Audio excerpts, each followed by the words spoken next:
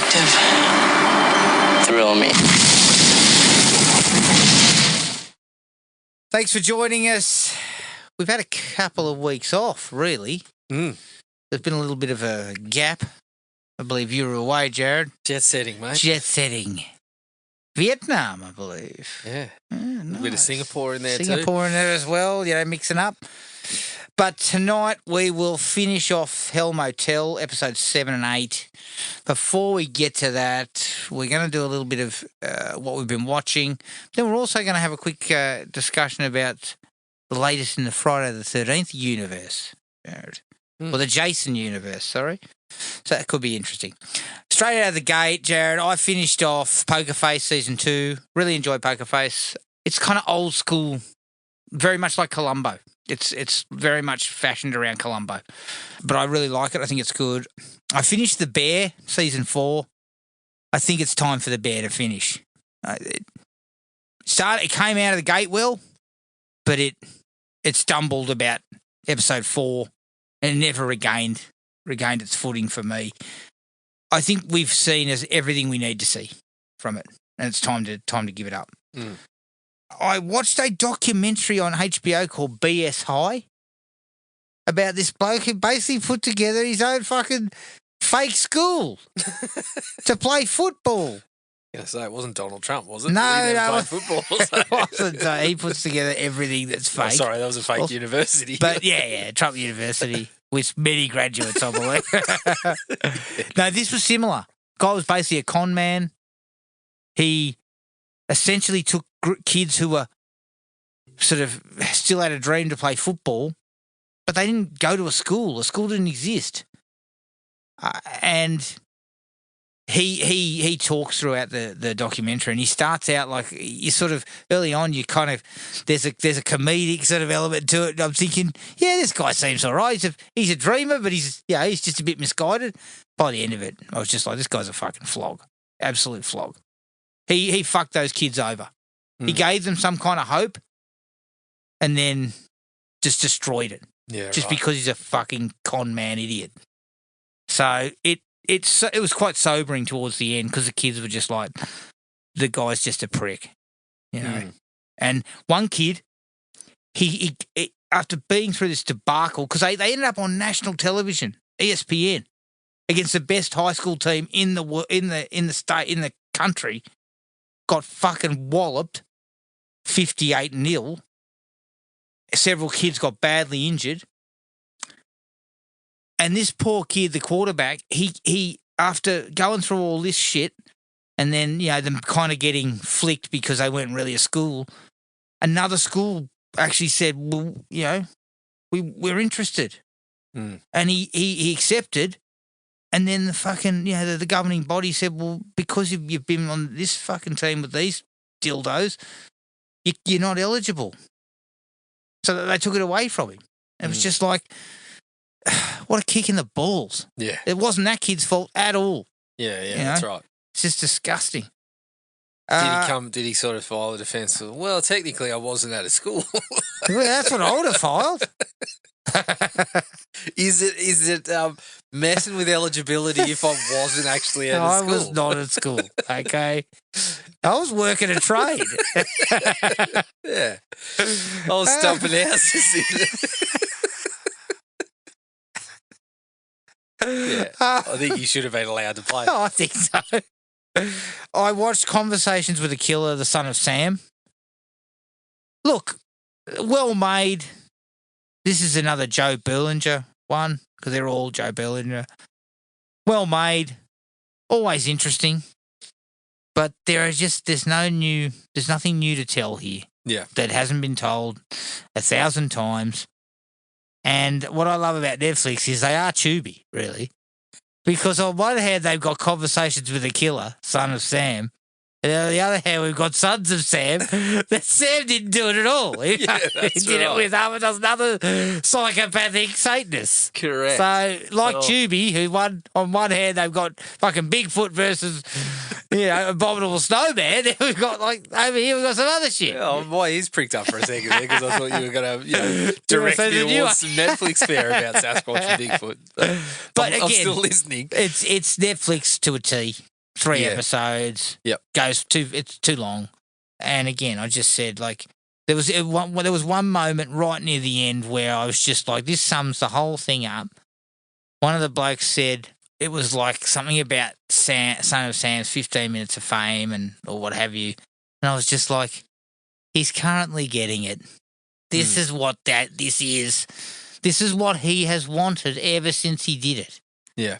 And he's continued to get it over fucking 40-something years. Or 50 years. Like, that will never change. Like, you're not making anything. Like, it's not a statement to make. Like, it's a statement that's clear. This is what he wanted. Yeah. And he's always got it. And, you can barely name the victims. But everyone knows David Berkowitz. That's right.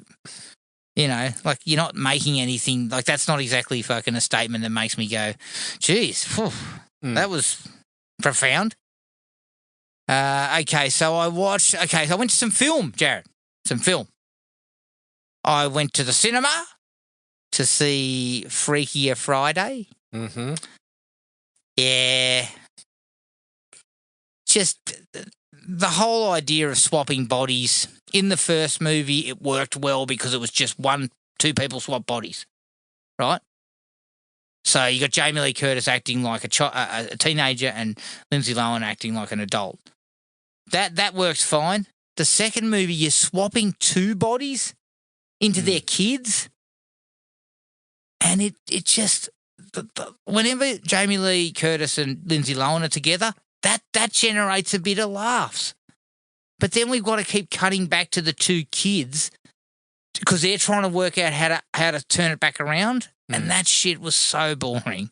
Yeah, right. And those actors were average, so it didn't have any kind of spark. It went for 2 hours. Oof. Come on, guys. 90.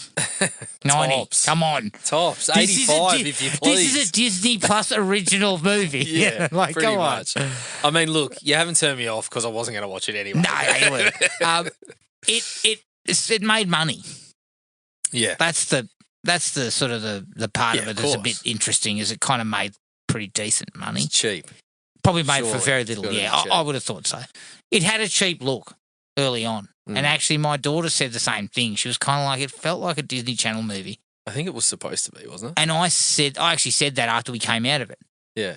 So I feel like that's what's happened. They made it for Disney Channel, and then there was a bit of heat. Yeah. I think it was initially supposed to be straight to streaming. Yeah. And so I thought it was a they Disney said, Plus. shit, let's chuck it in some theatres and see how it goes. Yeah. And it went well. Yep. So I then watched Eddie Murphy's latest on Amazon Prime, paired with Pete Davidson, The Pickup. Yeah. Pretty average. It gets a couple of laughs here and there. It's interesting to see Eddie now kind of playing the straight man. Yeah. Whereas, my wife said, and look, I don't have a problem with Pete Davidson. I don't think he's that bad. I don't mind him. He can get a laugh here and there. Yeah. But my wife was just like, I got no time for that guy. And I said, well, you don't like him? She's like, no. She said, just fucking let Eddie Murphy do his own thing. Funny you mentioned that because I came across some social media work from Eddie during the week where they said, what do you consider your Mount Rushmore of movies? Firstly, he didn't put Beverly Hills Cop on there. Yeah, he which did was say interesting. Coming to America, didn't he? He did say Coming to America, but then he said... Norbert? Then he said, it'd be easier to name my 4 worst movies. And Yeah. they said, go on. And he did. I think he went for... Pluto Nash. Pluto Nash was in there. I think he actually Holy said... Man. He actually said he likes Norbert. He But yeah, does, Holy yeah. Man was in there. Yeah. I can't remember the other 2, but it was quite funny to see. I mean, the guy is clearly aware of Yeah. some of how his work ended up. So... The only good thing in this movie for me, and look, it's always good to see Eddie. I like Eddie, okay? And I think Eddie is actually a good actor. I think people have forgotten that. He is. Oh, He's actually a good Dreamgirls. actor. He put Dreamgirls as one of his best. Yeah.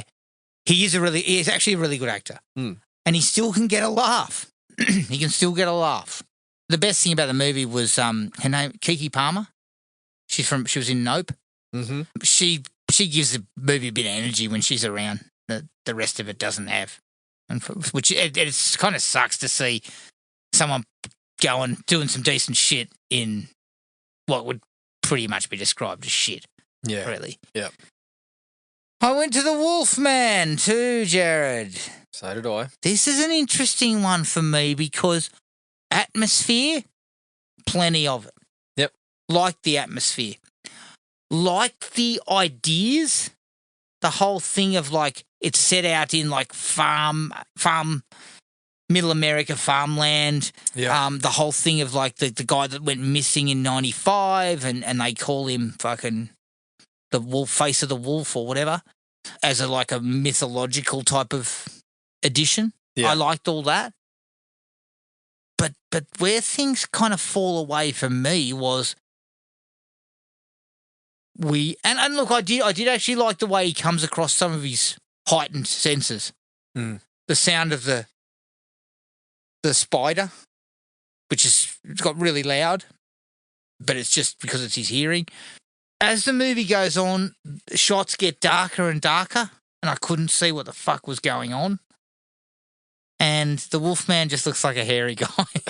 Looks like a hairy guy. Yeah, just get the clippers out, mate. Exactly. Yeah. Here's a razor. I also felt it started to put some ideas in play, but then it just kind of didn't fully develop them about what the whole thing was supposed to represent. Yes. And also there was a lot of repetition. We run for the car. We try and fix it. Yeah. We run back to the house. Yeah. Yeah. You know, there's just a lot of that. That was the only kind of angle they had there. Mm-hmm. And it's disappointing because Lee Winnell's Invisible Man, I thought was really good. Really good. Yeah. Really strong. This was kind of good try, but not quite there.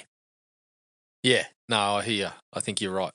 I was a bit the same. There was parts of it early on where I was like, no, this is solid. And as you said, it actually generates a bit of an atmosphere to it, but it just doesn't hold it. Yeah. And once again, Jared, I mean, it's been a long time. They still haven't sort of replicated, like, and I go to American Werewolf in London. Mm. The wolf is all practical. Yep. Looks fucking super scary. Yeah. Is shot in light on a couple of occasions. And it's just, everything about that is really, really solid. I love the fact that they went fully practical here too. They didn't go for CGI. Yeah. But I think for something inside says we needed an actual wolf. Yeah, I think it seemed to be quite a deliberate choice to have it still resembling the human. Mm. But did that not work for you? Well, it did early, but then when it kind of continued to sort of the wolf traits continued to develop, but that was still there, I thought that maybe it wasn't so successful as it went along. No. And because, totally linked to the ideas that they were trying to throw in that, again, I feel weren't fully fleshed out. So, yeah, I think I would agree with your stance on that one. Yeah. And that was it for me. All right. So I've got a handful. Only a handful. Oh, well, you were away. Well, it's a big handful. So I may repeat something here because I can't remember what we spoke about last time, but I did see the Fantastic Four. First Steps. Yeah, okay. I quite liked it. It's nothing spectacular. It's a good movie, but I think I've said it to you before. Whenever the villain's like a gigantic world eater, it kind of loses steam for me. I kind of see how fuck. Is that because it's really stupid? Because that's really stupid. Possibly. No, because a few of these fucking big blockbusters have pulled that one out. Yeah, well, this one has the whole thing about the Silver Surfer being the herald of Galactus and sort of delivering messages and all that sort of stuff. I don't mind that so much, but I'm just kind of, there's something about those that don't connect for me. And I think I had a conversation with someone where I sort of said this. I think this is why I'm a Batman guy. This is why I always stuck with the Batman comics and the Daredevil and that sort of stuff. They're the ones I enjoy because the villains aren't usually eating the planet. Well, they're human. They're human, and you can. They're sort of malleable. You can kind of go with a crime boss story, or you can go with someone who's got a little bit of superhuman work but doesn't seem. But Jared, Batman's human. Yes. So that yes. means the playing field's pretty flat. It's not like superhuman person versus fucking World Eater. World Eater or Planet another Eater. superhuman or whatever. Like, Yeah. it's human on human, so it feels a Yes. bit more grounded. It's grounded, and you can feel like Batman could lose. Yeah, this is why I've always stuck around and continue to read Batman stuff, and when it was Marvel, I kind of gravitated towards Daredevil because of that. Spider-Man a little bit too. Like, they don't just go so far beyond that you've got to have these things to complicate it. You got to put the whole fucking world in danger. Like, yeah, that's right. It keeps it more smaller tiers, smaller stakes. Yeah, and you can focus a little more on the characters and whatnot. Yeah, exactly. But all in all, I thought it was all right. I enjoyed it. I enjoyed the style of it, how they kind of placed it in like. Was it in the 60s? Well, it's essentially like now or modern enough, but it's another world. It's like a whole, we're going with multiverses, so it's like parallel to what is going on now, but it's essentially the 1960s with a bit more tech. Okay. Kinda. So I thought that was pretty cool. That was pretty successful. Again, can't remember if I mentioned these, so pull me up if I did. But I watched House and I watched House 2, the second story. No, you didn't mention these. So, House is pretty good, isn't it?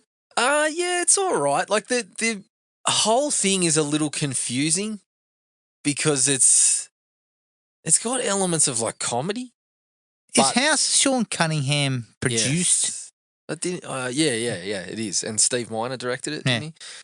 Yeah, it was quite enjoyable and a little bit of a different way to go on a haunted house sort of idea. So I enjoyed it, but I was a little confused. Okay. I was kind of like, am I supposed to be laughing? Am I supposed to be... What about House 2? House 2 was similar, but I think it leaned more into let's get a bit silly with it. And, you got characters, the old dead bloke and that sort of thing. So, yeah, I enjoyed them both. Probably where I thought they would be. They'd always been ones that people would mention, but not necessarily as like classics of the era. Yeah. So, yeah, it was worthwhile checking them out. I also dipped onto HBO Max briefly, and I started a series called, I believe it's called Cabin in the Woods. It's essentially a Blumhouse. Oh, yes, I've TV seen that, one. yes. Yeah. The true crime ones? Yes. Yes. Yeah. It's okay. Yeah. It's the same as, look, it suffers the whole Netflix thing. It's like, shit, we got an idea here. We can quickly whip some stuff together, do a few interviews, cut in some news footage and all that sort of stuff. So it's the same sort of thing we're used to. But I think the thing for me is the settings of the stories is pretty interesting. Yes. The fact that some of them were out in the middle of nowhere. Yeah, super isolated. It does add a layer of creepiness. Like, one thing I I will say about the true crime stuff is I'm getting a bit sick and tired of reenactments because they're usually pretty bad. Yeah, for it starters. depends how they're done. Yeah, or they're shot in this kind of way of like you can't really see a lot, but it's supposed to be like a reenactment of something that was going on. But when that so the ones that I love are in Dark Side of the Ring. Yes, and they're a bit like that. Yeah. But they're all shot in this kind of... So they're all shot a little bit out of focus. They're obviously shot with people who are supposed to look like the person, but they're all done with a voiceover from a real person that was involved or heard the story or whatever. But they also have this kind of gloss to them that fits the whole wrestling, sort of vibe. But yes, it fits wrestling as a industry that's how you would showcase its entertainment. Correct. Whereas true crime, there's so much, like sometimes you've got ones where I understand it if it's like from a case in the 80s. Yeah. But there's some where you've got so many talking heads, like they're recent. You've got news footage. You've got everything. You've got all the cops. Yeah. You don't need that. Yeah. You just need, like... Or how you do it needs to be really carefully considered. People are putting the pieces together. Crime scene photos, like you've got all of that. Yep. So you can put it together that way, whereas sometimes they use it and they just stick it in there and it's kind of like, this just feels like excess. You didn't need it. Yep. But I did watch that one and I didn't mind it. Blumhouse has got a couple of true crime shows floating around. They're all right. And that first one, like the first story where they go to like an isolated cabin and this bloke just wanders up with a bloody, I think he had a weapon, but he also had a gun. Yeah, that was creepy as fuck. Okay, well, just that scenario is pretty fucking scary. Yeah. So yeah, that wasn't too bad. Then I went on my trip, Adam, so I got the chance to. I knocked over 4 movies on the way. And On the plane? 4 movies on the way there, 4 movies on the way back. Rightio. So let's dig in. There's a stack. Until Dawn. What was it like? Rubbish. Rubbish. Absolute rubbish. Absolute rubbish. It had a couple of things going for it early, but then you just... I mean, I finished it up, and if you had asked me what was the resolution, I'd have said, fucked if I'd know. Gary, I don't that's really another get it. Gary I don't Dolan. really get Fuck it. me. I Gary's missed gone something off there. off the reservation after it. One thing I'll give them is you couldn't just take Until Dawn because it would have just been a slasher, right? Yeah. How do you take the game where the choices that you make in that game are determining whether someone So lives that or what the idea villain was is? reasonably well. So I think the way that they looked at it and said, we've got to do something different. This has to be something different is okay. But yeah, I just didn't go for it. There was 1 or 2 decent jump scares. Aside from that, I couldn't get on board with characters. I couldn't. It just wasn't happening for me. Probably because I didn't waste any time with them, did they? No, not a lot. Next one I watched was Hell of a Summer, which is... Is that the one from the kid from Stranger Things? Finn Wolfhard, yeah. Yeah, I've heard Yeah. mixed things about that. Look, yeah, I'd heard some. So I remember seeing the trailer, and I got a couple of laughs out of the trailer. The slasher elements of it, I can see why people have a problem with. Yeah. But the quirky humour worked for me. Mhm. I got some good laughs out of it. Mm-hmm. I mean, it's just, there's things in the trailer that are continual. Like you see him in the trailer, but there's this continuing thing about how Finn Wolfhard's the perfect guy because he went down on his missus for the duration of Spider-Man 2. It continues to kind of come back around. And Yeah. look, I was there You for got some. laughs. I got laughs out of that, but it wasn't just them. Like there was a couple of the characters they went for. Like they go for the kind of jock character. And he keeps on telling people this story about how the cops try to arrest him, but then he drops some line and kicks someone in the face or something like that. And I'm like, this is funny. This is making me laugh. Yeah, okay. And the main character's a he's a real outcast who's been at the summer camp for like 6 years running or whatever as a counsellor. Look, I thought it was worthwhile watching for that. And they obviously do have a bit of an understanding of the genre. I think where people seem to have the issue is if they tuned in for a slasher, that's not really what you're getting. Yeah, okay. You're getting a bit of a comedy. It's more set of a comedy, in that mold. yeah. But I reckon you'd probably enjoy it. Yeah, I okay. think it would be something that I'll have to have a look for it. I do want to actually see Until Dawn. Yeah, look, check it out. It's kind of, if you played the game, there's the curiosity there. I'd be interested to see if you and I have the same feeling on it because I was well out. The next one I watched The Woman in the Yard. More What was that Blumhouse. like? It's just They're just not hitting them out of the park, are they? They're just not finding it. They're at the not moment. middling them. It's another one where it's like, okay, well, this would have been super cheap to make. It's one location. It's 4 actors, basically, like 4 or 5 actors, sorry. You get a sense of where it's going, but it's just a handful of moments again. The rest of it is just, yeah, I kind of see what you're going for and you're going for something different, but we're kind of treading ground now that we've been over. I think Blumhouse is still trying to get the whole like elevator pitch Yes. that's a hit. Yeah. Like And I that, think, that resonates. And unfortunately, those ones have gone past. yeah, And but it's now also, they're in the position of like, we've got an elevator pitch, it's kind of shit, but we're going to try and spin something decent out of it, and Well, it's just not working. no, that's right. And the elevator pitch for this one is, well, the first thing you get is this idea of, there's a woman just sitting in this isolated property. She's coming out of nowhere. She's sitting there in a black veil. It's pretty creepy. Huh. And when, there's a little bit of engagement with her, that is also creepy to start with. But you once you get past that, it's like, okay, well, what is actually going on here? That's where you kind of have some preconceived ideas that sort of are where it's going. Well, you and- look at the last couple, Jared, that we've sat through. Take the Wolfman, started off with some reasonable ideas, but didn't follow it all the way through. Fall sounded like a great idea on paper, and preview-wise, I remember thinking, this could be interesting. But then when you get past the fucking conceit, it's garbage. Like everything just falls away because there is nothing. It's like a short film. They seem to be trying to stretch stuff that's not capable of being stretched far enough. Yep. So what you end up with is these real bland kind of films. And again, I don't want to take a shot at them because I like the fact that they try. Yeah, Take on chances of all sorts of stuff, and they're making them for a pittance, so they're not getting screwed like they used to. Yep. Sorry, like other companies do. Yeah. But we need something good, or people are going to start turning off, not turning up to their movies. Yeah. Well, Megan, classic example. No one went and saw Megan too. Which actually wasn't too bad. I mean, I had a few issues with it, but I'm not going to say I came out of the cinema going, Jesus, I want my money back. Disaster, yeah. All right, continue, Jared. All right, sorry. next. So I came across Magazine Dreams. Is that the one? So, Jonathan Majors. Jonathan Majors, where he's a bodybuilder? Yes. So Is stumbled across it? Initially I saw it was there on the plane. And I had this kind of, I'm like, okay, well, he's got something on the record now that's not something.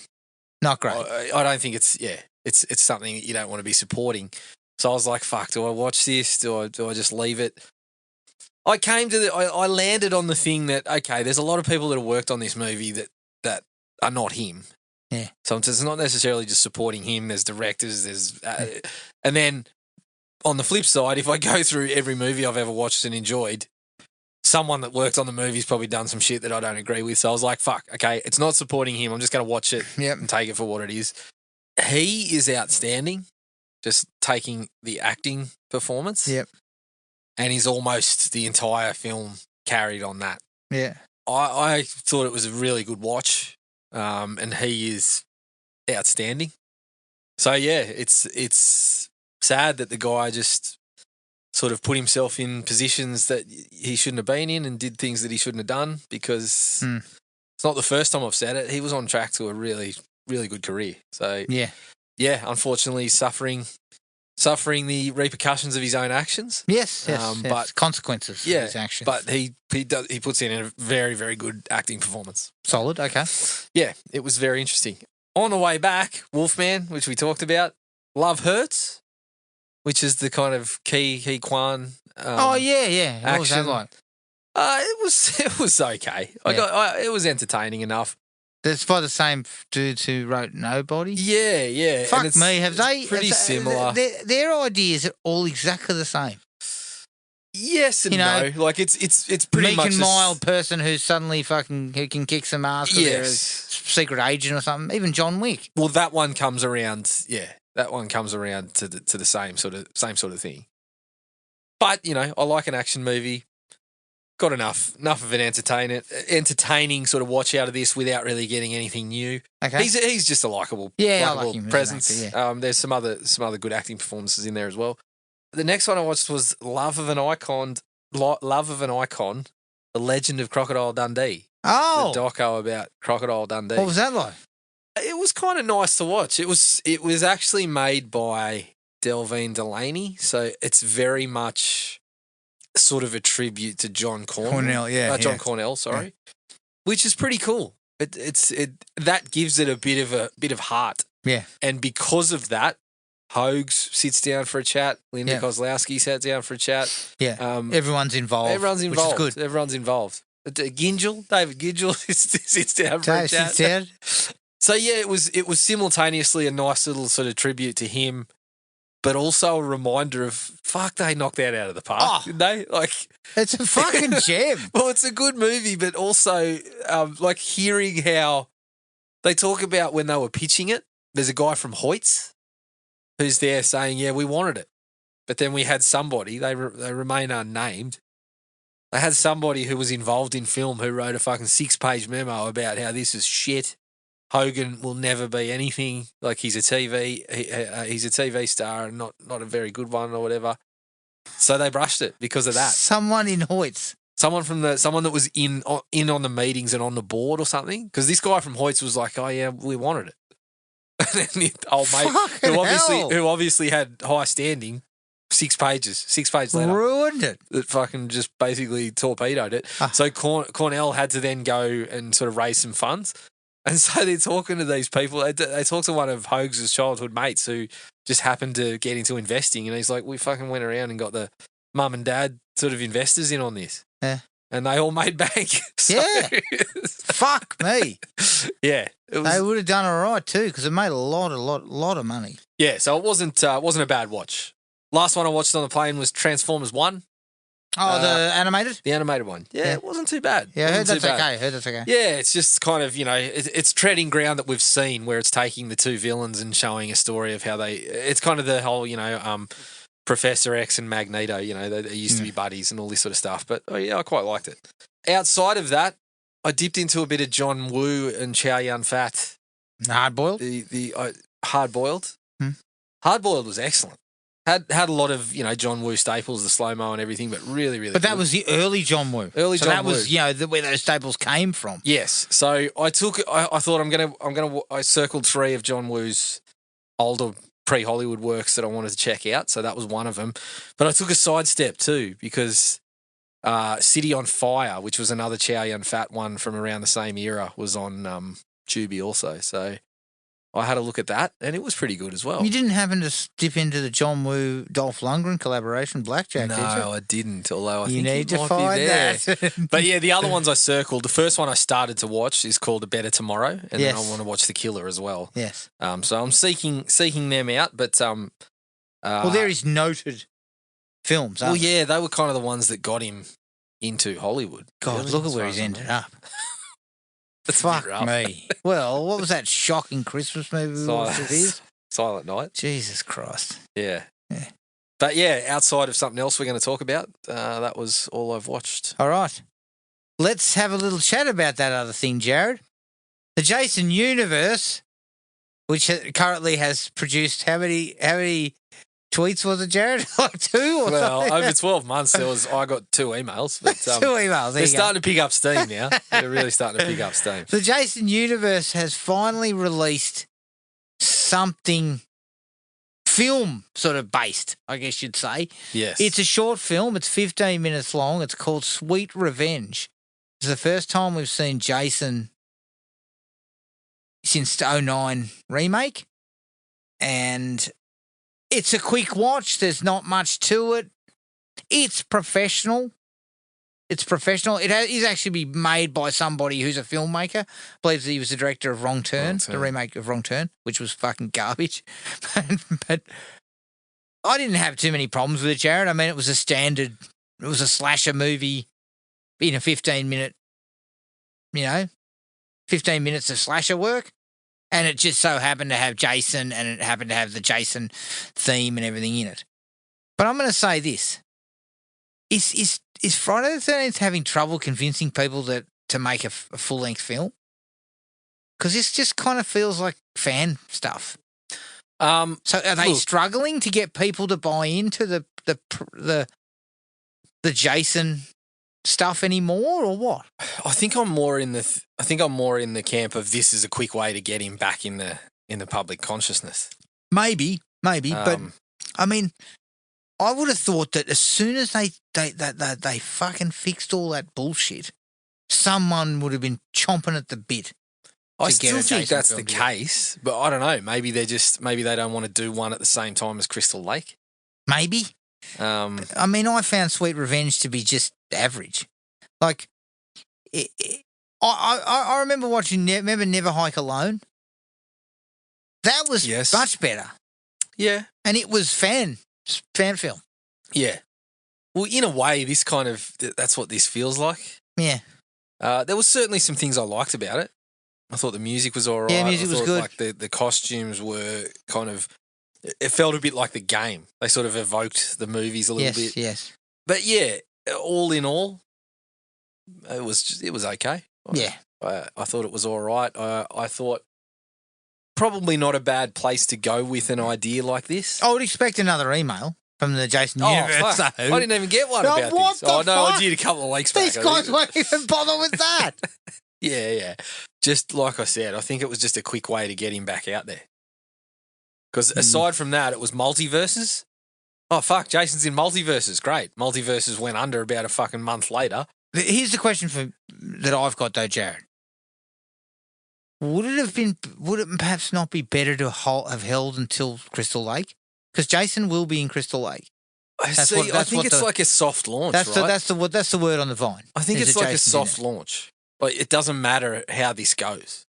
Yeah, because it's on just- YouTube. It's free. It's on YouTube. It's an ad, basically. Basically, yeah. So it's kind of like a soft launch for, and one interesting thing that I did read was like they're going to take the feedback of this. It's a way to throw it out there and get the new look of Jason, the new this, and take the feedback of what people thought, and then roll that into whatever's coming. But I think there's surely someone's, and I think, look, it probably wouldn't have been on the cards if Jason hadn't been off screen for fucking 16 years or whatever it is since the last one. It was just a quick way to get it out, get us some content, and look, it worked. Me and you fucking. Oh, I fell over myself to fucking watch it. Exactly. I mean, I was basically juggling my phone trying to get the bloody thing started. In between raging about Rugby League 26, I was fucking desperate to get on there. Exactly. So it kind of, in a way, I just feel like it was, we've quickly just got this out, kind of whetting the appetite for Crystal Lake. Look, my appetite for Crystal Lake is surprisingly high. Yeah. But I'm concerned. Yeah. As much as I've ever been. Mate, whenever you scrap basically a show that's almost ready to rock and roll, I get concerned. But also my concern is more because it's not Jason focused. No, not really. It doesn't seem that it's going to be Jason focused. But also, again, that's probably the advantage of the medium that they've gone with. Because I remember reading that comic about Pamela. Yeah, that was interesting. And it turned out all right. So, because I mean, if they'd have said we're making a TV show and Jason's going to be the focal point, I would have been like, oh shit, this could go bad really easily. Well, I guess it's probably the exact same feeling. Yeah. So it's one way or the other. And if you're going to dig in, all right, that's great. Well, that's part of the reason I was excited about people like Brian Fuller being involved, because they'd done that with Hannibal already and done it really well. Here's what I think. Crystal Lake hopefully will actually look to go for a slightly different fan demographic, because I'm hoping if it's going to commit to Pamela, that it commits properly. It doesn't kind of try and put a foot in the Pamela camp and then somehow try and shoehorn Jason because, the fans need to see Jason. Yeah. I'm hoping that they decide, look, this product is within the Friday the 13th universe, but it's going to be centered around the Jason universe. Another email's coming your way. But it fully commits to the storyline that it's offering. Yeah. Not, okay, Jason needs to be here. Yeah. Because if that's what they do... Well, that's what'll happen, if the ratings are soft, but we do get a season Jason's 2. Oh, Jason's in every week. Every week we're getting Jason. Because that's not what this should be. No. And I watched a movie last night. I'm not going to mention what it was because it's not for this podcast. But it had. Do I sense a hint of embarrassment? No, not a hint of embarrassment. Well, it was me and the wife. It's not, not for this podcast. But it did have Linda Cardellini in it. Sounds like you watched a bit of Skinamax. And as I watched it, I was like, this is the best part about what they've done with Crystal Lake. Like, she is fucking excellent. Yeah. And she will bring a shitload to the table. Yep. And I'm hoping that that's why they commit to it. Yeah. Like, they commit because we have an actress who is really fucking good. Yeah. Well, if I'm looking at similar properties or in that realm, I think of Bates Motel, and I think Vera Farmiga was excellent casting. I think I've forgotten his name, but the guy that ended up playing Norman. Freddie Highmore. Freddie Highmore, he was excellent.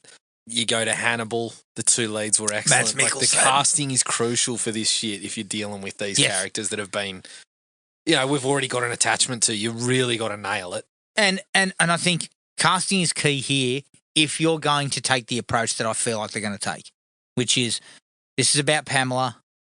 Jason is very much side. If we will see Jason, but not often. And this isn't really about Jason. This is about the creation of Jason. Yeah.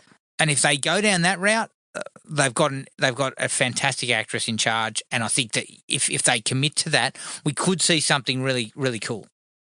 We could get something really interesting. And I'm prepared to put away my fucking biases of like it has to be about Jason. Well, yeah, it is. It's going to involve Jason, but that story starts with Pamela, so that's all right. So I'm prepared to put that aside. Back to Sweet Revenge. What are the gripes here? The bigger. Well, it clearly felt it looked a bit cheap. Yeah. But which is understandable sort of because it's to be expected. Yeah. Length, obviously an issue because you barely had time to do much. There was an interesting kernel of the whole idea of her being killed. Yeah. And then sort of coming back. And then the boyfriend had cheated on her. You know, that was the sweet revenge sort of thing. So Crystal Lake is Pet Cemetery now? Well, that was the question that I had. She'd been underwater for a while. That's what I thought. But I thought that idea had some legs if you wanted to extend it. And I thought for the most part Jason looked all right. Yes. He looked lean. He looked a bit lean. It was like a lean Jason. I know a few people had issues with it. Look, so the mask in practice didn't look as bad as that initial. When I first saw the mask, I was like, why did we bother? Oh, was that the big? It had really big red. Yeah, the Jason Universe mask. So that's what it was. And I know some people said there was a couple of shots where he looked like a bobblehead because it was kind of a lean Jason, but the mask was pretty big. But all in all, I didn't have too much of a problem with how he looked. No. But you just didn't see a lot. No. And again, that's because of the length. There was a couple of bits that I thought were pretty cool. I thought the kill of the boyfriend where he grabbed the motorboat was all right. Yeah, that was all right.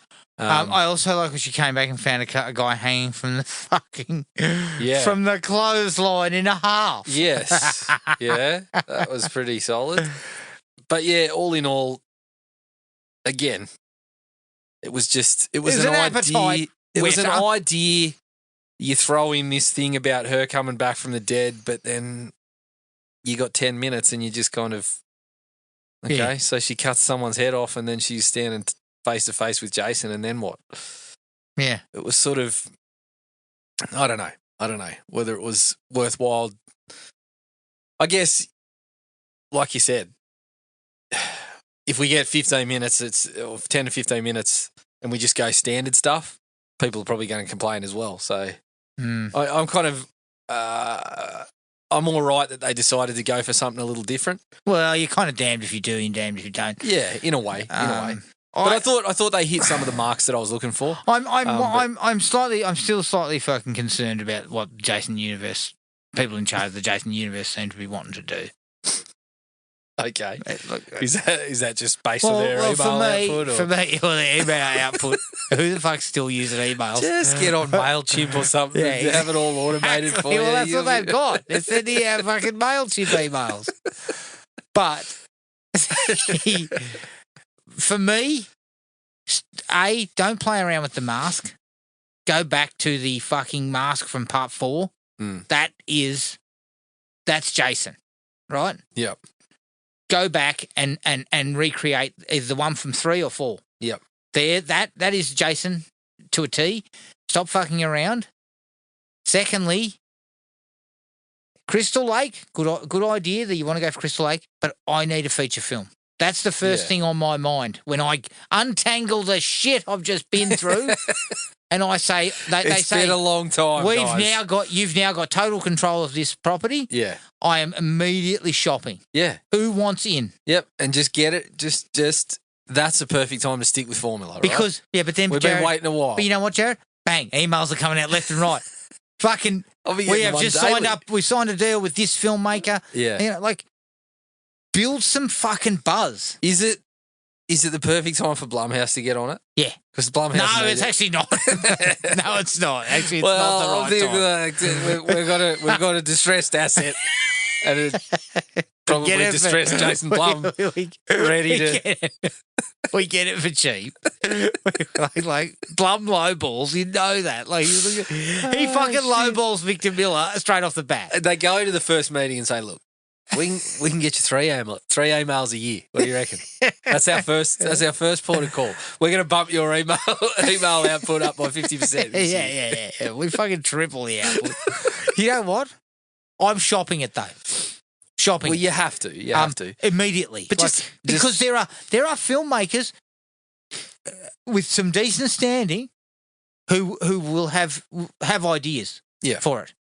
I think there's an opportunity to just basically go to the market with something that's guaranteed to do a decent piece of business.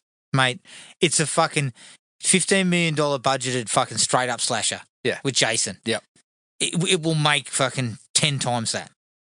Yes. And then Jason's back. And now Victor Miller's happy. He's quiet. He's quiet. Sean Cunningham's reasonably happy. Yeah. But the fact is, was it Mike Flanagan? Flanagan was circling Elm Street. That's right.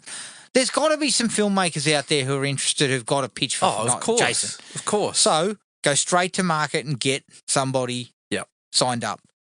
Because fucking around by making this kind of like endorsing and being involved in this 15-minute sort of shit that is just fan fiction. It was just fan stuff. It just happened to be made by the people who own the property. Yeah. It's still not helping. Yeah. For me. I get you. I feel you. All right. No breaks. Let's get straight into it. I'm not going to lie to you, Jared. I watched both these episodes before you left for Vietnam. Mm-hmm. Pre-Vietnam. Yeah. I did not take a lot of notes. Yeah. So I'm going with a very much overall. I'm probably going to sum up each episode, but then overall on the series. Episode 7. This is going to be controversial, but I probably had the best time with this episode, the entire series. Just because there was no flashbacks, there was no, it was just ramping towards the end. So we basically just got a showdown, essentially, between the remaining characters. And I did like the sequence where her phone started up again. And, she's in the bath and the other lady's there. And, there was a little bit of stuff there that I liked. And it's just kind of turned into a big brawl, essentially. I mean, that guy's making the circle. He's making the fucking circle out of legs and guts and stuff. I'm just like, this is not going to work. Come on. You have not got the appropriate pieces required. Yeah, you're missing a leg. Yeah, you've got to be missing something. But I'm not going to say I had a great time, but I'm going to say that it was a bit more streamlined than some of the other episodes because there was less shit to worry about, less characters, no flashbacks and stuff. It was very much straightforward. Yeah. Well, we did have a hint of a flashback. And it was Blake. No, not Blake. Andy's. Remember he's sitting in the PhD meeting? Yes. Which I actually thought was interesting. But again, just felt super disconnected. Was that where he was getting told his PhD sucks? Fucking shit. Yeah. Your PhD is pure and utter shit. Utter shit. And they basically tell him you can find a local JUCO and basically fuck off.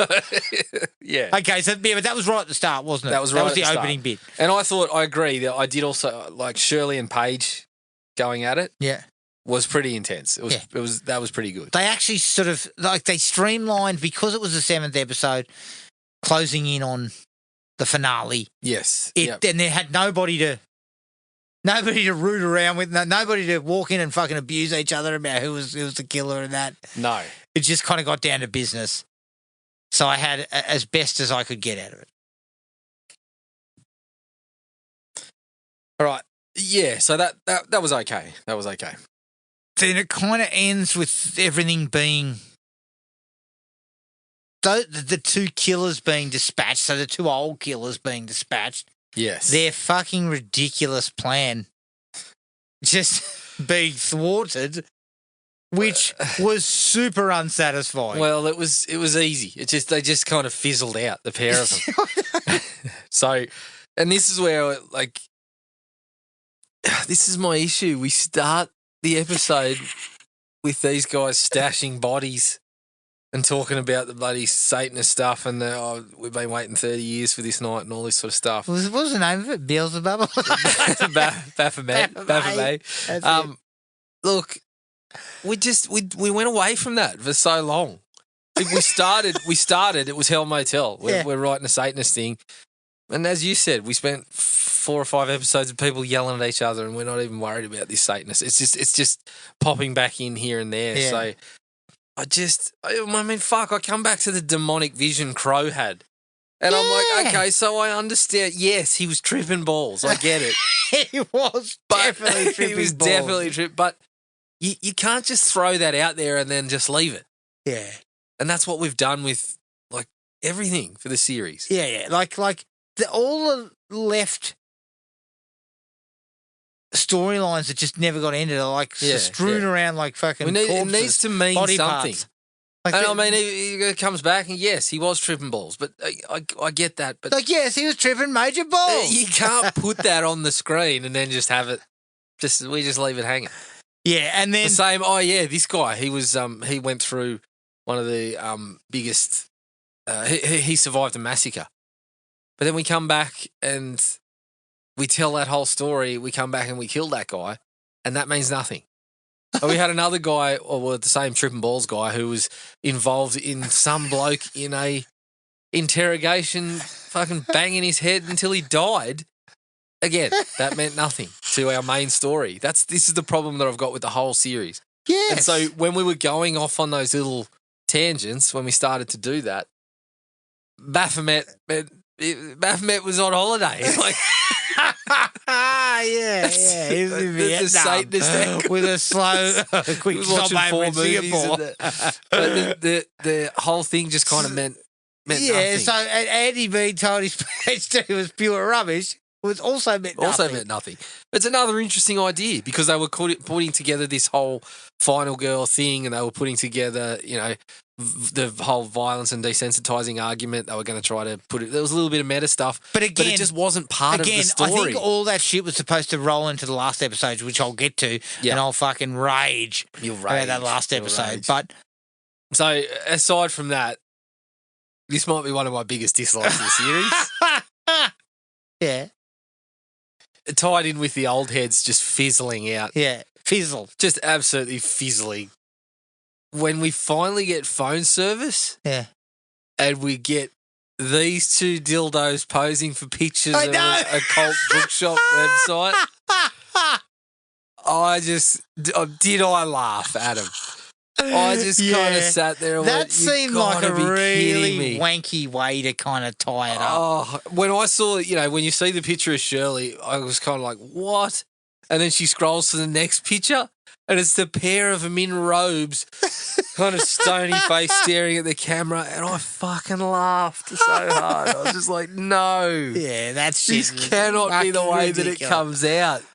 And So look, that was bad. Look, That was bad.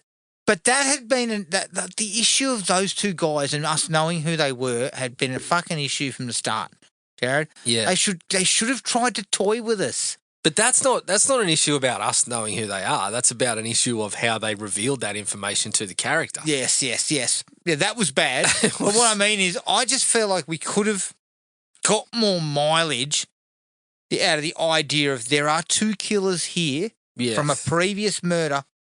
And it just didn't work. We don't know who they are. Well, One that of them's way. definitely here. You go that way, or you really lock into, as I've said multiple times, I actually was really on board with the idea that we know who these 2 are, but there's someone else that's doing the same thing. Mm. I thought that could have been really good. I still think it could have been. So it's a real missed opportunity. The whole the series just felt kind of patchwork. I'll tell you what you probably needed. If you're telling us we know who they are, like we've seen them, we know that that's those killers.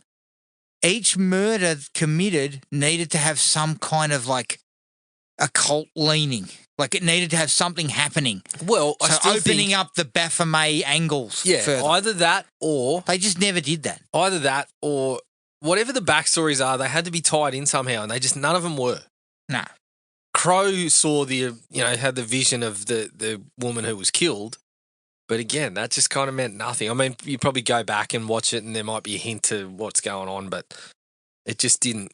It just didn't play. And then we moved into this thing about him fucking pointing the finger at someone. Like, I just don't even want to think about it. But mate.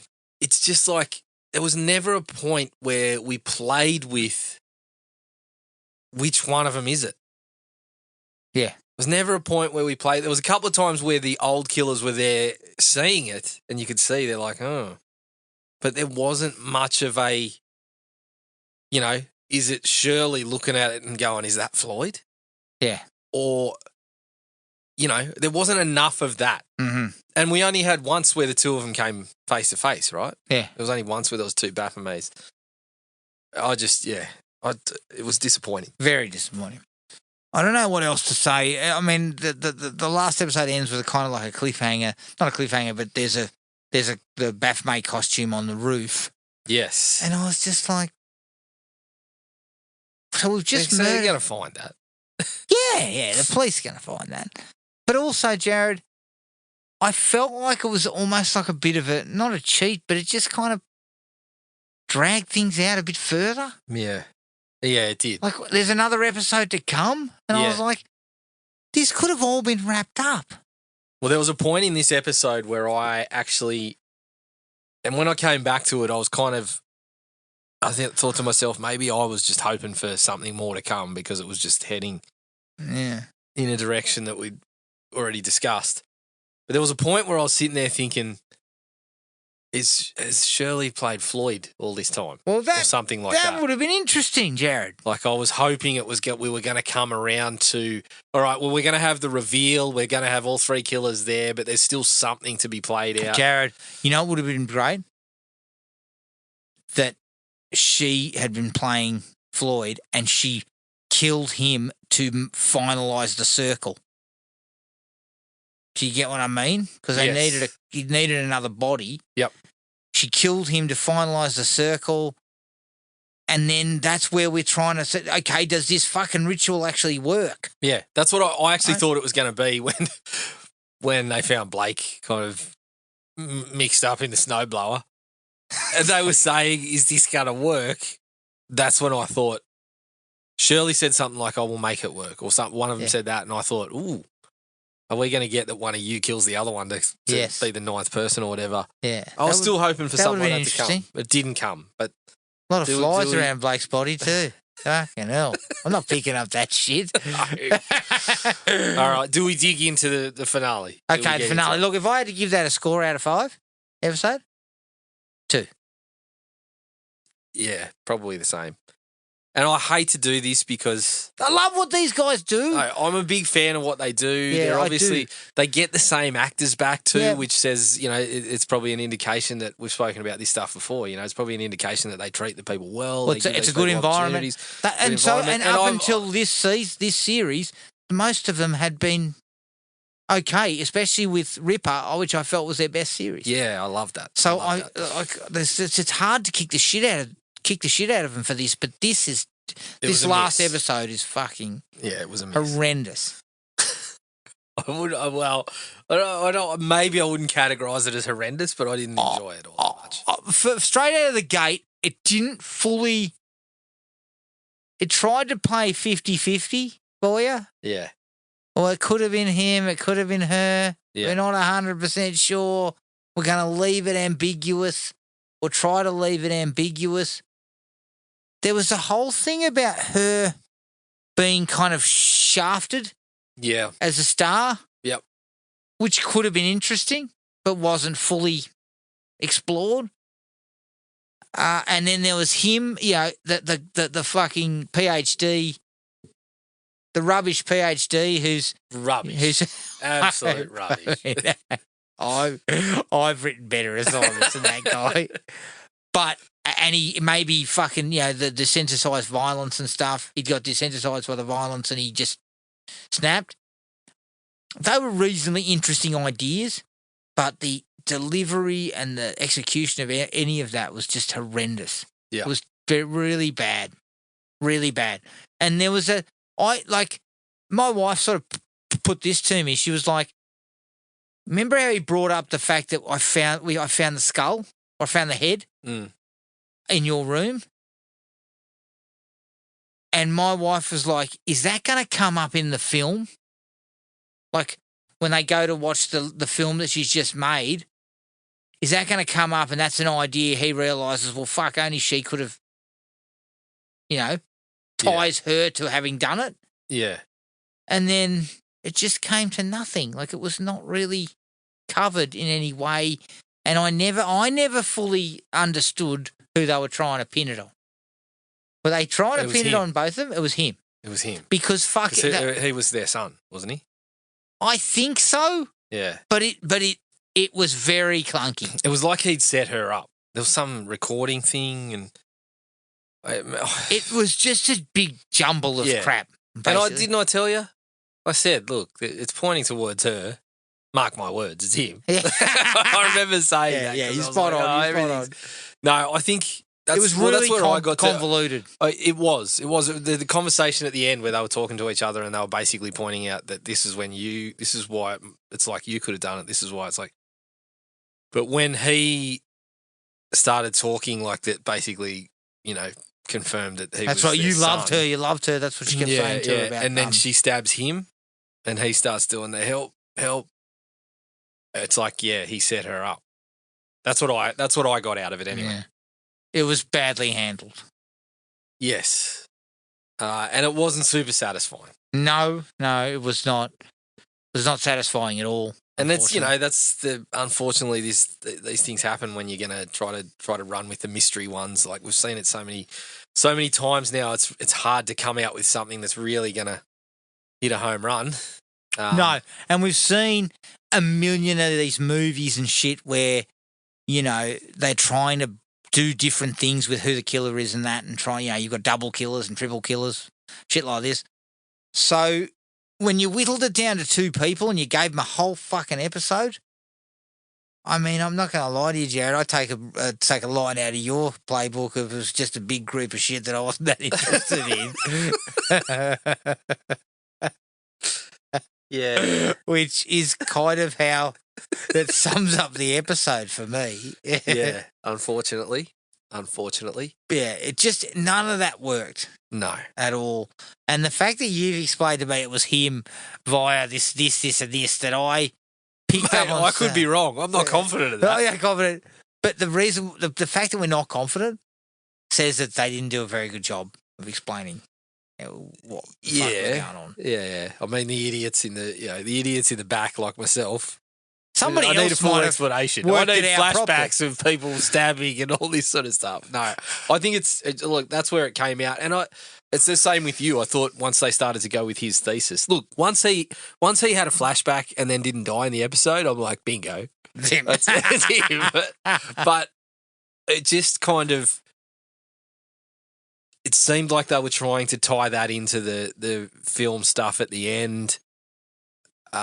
Which I just didn't think, again, it just all felt separate. It didn't feel like we had a through line and that everything was moving towards that. Again, I thought Baphomet was supposed to be the through line. Like the idea of bringing Baphomet back and like. Well, fuck, the Satanic Panic was fucking gone at the end of the second last episode. Satanic Panic. Holy shit. It just, again, it was in and out. We didn't commit to it. No, we did not. We did not commit to it. And I would give this 1 star. I thought this was the worst episode. Yeah, right. Yeah. I did not find this interesting at all. I probably wouldn't go that low, but it's not too much higher than that. Maybe like a 1.5 or 2. And overall, where would you say this sat? And again, we need to be understanding of it's not part of the slasher group. It is, but it is kind of like we're going to put it all together. So, I would almost say it's possibly my least favourite. I wasn't a huge fan of Solstice. I think Solstice made more sense, though. Well, yeah, that's right. It was more just a down the line, here's all these people living in this apartment building. Who's killing everyone? And the police don't give any resources to multiple murders. Police just seem to be saying, let them fucking figure it out. Oh, these fucking scumbags. Let them find it out. That'll be right. They're doing us a favour. If I had to rank them in order, I'd go this way. Ripper. Yep. Flesh and Blood. Yep. Guilty Party. The Executioner. Mm-hmm. Solstice. Hell Motel. Guilty Party was season 2. Yeah, I wasn't a fan of that. I would probably flip them. I enjoyed The Executioner a little more than season 2. Mm-hmm. The top end, definitely. The top 2 end are of the town. same. Or would you prefer a giggly grey David Cronenberg? 100%. Absolutely. What's this shit? Yeah, no, definitely. Those 2 are the top for sure. Yeah, for sure. I thought Ripper and I felt like they were fucking getting on steadier and steadier ground. Yeah. Like, Flesh and Blood, then followed by Ripper, and I'm thinking to myself, fucking hell, these guys they've perfected the formula and things are really happening. So it was kind of sad that they got cancelled, like Slasher got cancelled. But to put this in its place, it felt rushed, Jared. Yeah. I think at the end of the day, this one's probably at the bottom. I'll probably put Solstice above this. So it's essentially the same order as yours, except I flip Guilty Party and Executioner. Yeah. I know. So, yeah. Are you back though? If they come. Yeah. Oh, fuck yeah. Yeah. Yeah. Like, to me, slasher movies are rocks and diamonds. Go another period piece. No. Yes. Go a camp slasher. Yes. But that's a period piece. Yeah, okay. 1980s is a fucking period now. No, but give us an 80s camp slasher. Not like Guilty Party, which was still about camp, but it was like I Know What You Did Last Summer. Let's go with a 100% set in the 1980s, a group of counsellors. Suddenly people are getting bumped off. Yeah. Or disappearing. Who did it? Yep. I like that. Yeah. Fair. I think we need to do that. Just back to basics. Back to basics. And they've all got some sort of, secret. Like, of course, they've all got them. But it's tied into the same thing. Yes. At least Guilty Party was on that track that we were all. It was all into the death of that girl. Yes. Yeah. So at least that. Yeah, I felt they were more on the right track with that one. Yeah, that's fair. So less Hell Motel, kind of less fucking satanic assholes. Fucking leave Satan out of it. No, Satan's fucking tired. Baphomet's tired. He's had enough. Satan's been in a lot of things. Okay, let's change it up. Let's bring it back. Yeah. Okay. Look, right. Satan's agent is saying, "Listen, I'm not getting any residuals. We're taking a little while. We're taking a break for a while. We're just letting things cool down." All right, that was Hell Motel. We finalised it. Keep an eye on our Facebook page to see what we cover next. And, once again, there will be a Tango and Cash commentary very soon. Very soon. But until then, everyone, take it easy and we'll catch you all later. Cheers. Find the podcast at Podomatic or on iTunes. Don't forget to rate and review. Like us on Facebook at Thrill Me Podcast Australia or contact us at thrillme, all one word, all lowercase, at iinet.net.au.